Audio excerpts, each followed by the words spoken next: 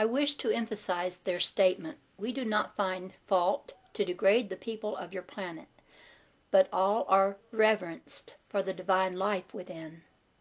Nor in his great wisdom is it the Creator's wishes to cause harm. We must speak truth. Through understanding and compassion, peace will come to your world. Did you ever perceive that in judging another, you might be judging yourself? Jesus said, I judge no man. If he did not judge, who are we that we do so? We should forgive and forget the wrongdoings of another, and look to find their good qualities. By so doing, we not only uplift the weaker ones, but ourselves and the whole cosmos.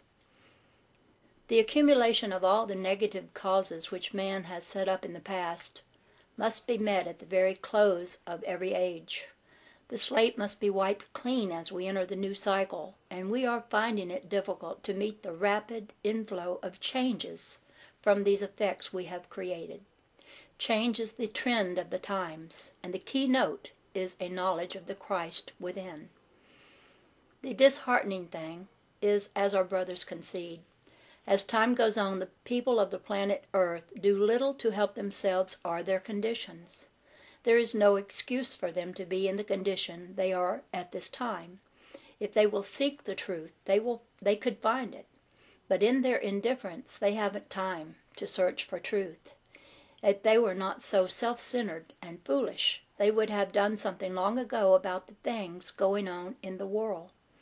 They should be taking delight in fulfilling the duties of reciprocal love and brotherhood, instead of being so completely busy enjoying the misfortunes of their brothers. The average American is utterly unconcerned as long as he can have a TV set and a new automobile. There are too many people in the world who live only for the moment, accepting things that are placed before them, not attempting to find the way of anything, and allowing themselves to be led continually into destruction by those not caring by what means they attain their power. Men fear enslavement, being blindly unaware that they are already enslaved. They are just drifting along the stream of life instead of charting a course, content to live as they are when there is much room for improvement, for everyone has it in them to become far more than he is. They must be shaken from their outlook and made to realize that in tomorrow the purpose of their existence today will be fulfilled.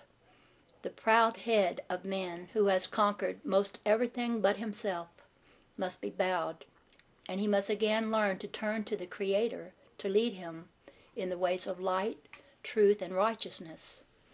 Man has yet to learn the great lesson of brotherly state and the love of the Creator who put them here.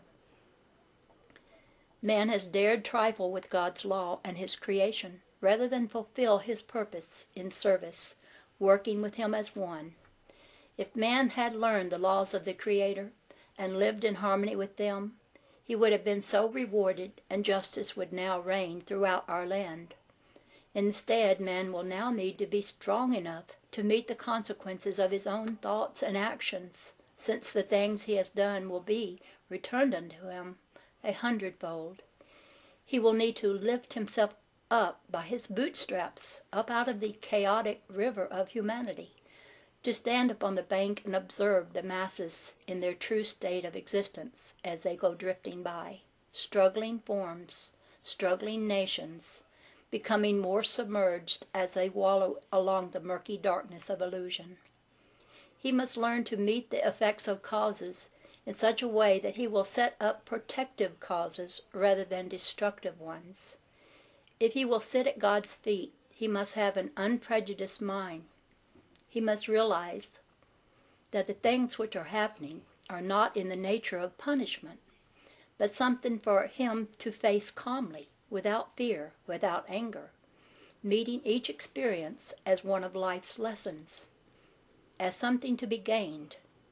He will then learn to live an impersonal life in the present, in accordance with divine principle and divine love. There will be no need to fear the future, as the things which might enter his life to harm him will merely pass away. God's presence watches over, and his power protects the one who loves rather than hates. It is that man should be willing to look for good in all life, in every experience, and to keep his soul alive to truth wherever it is found. Our brothers informed me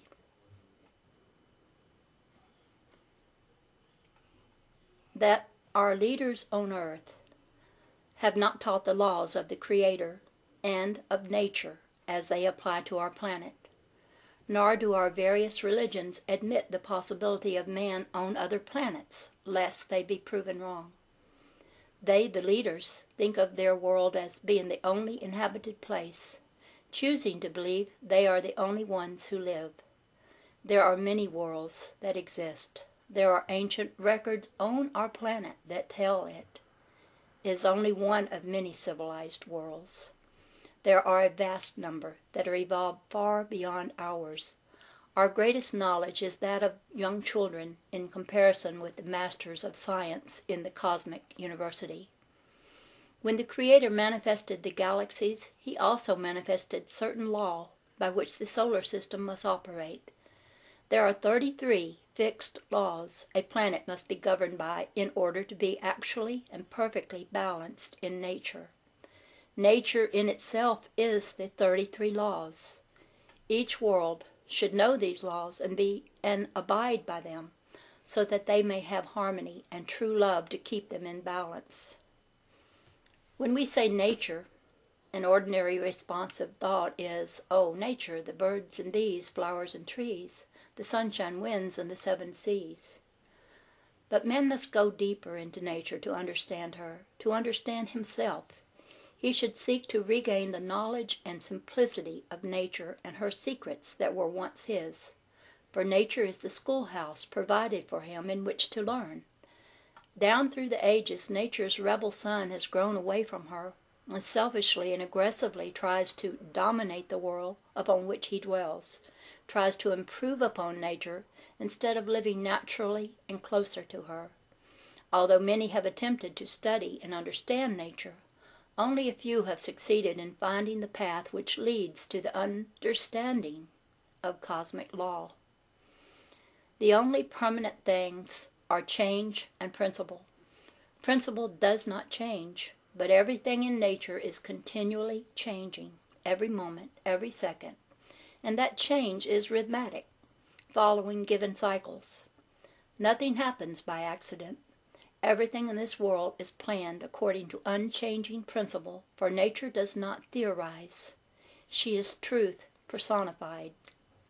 All the great empires of antiquity fell because they stood still. They refused to change, to grow and advance. Every being has a great capacity for change, but since man is slave to his egotism, most of us dislike change, especially when it is going to interfere with our mean pride and some of our selfish and more negative ways, and so we resist it like a balking mule. But wise is he who tries to live comfortably to the nature of all things of which he is one. Read that again. But wise is he who tries to live conformably to the nature of all things of which he is one. Our brothers explained that when one is told to study nature, it is meant that he is to study her in all her phases, animate and inanimate, that it is essential that he study the material and spiritual nature of the physical body as well as the material and spiritual consciousness and temporal conditions around him. Nature is forever one as a whole, but infinite in expression. Her great natural forces are invisible to our eyes and even to our most subtle senses. There is no greater force in nature than that of the human soul, our ego, our consciousness.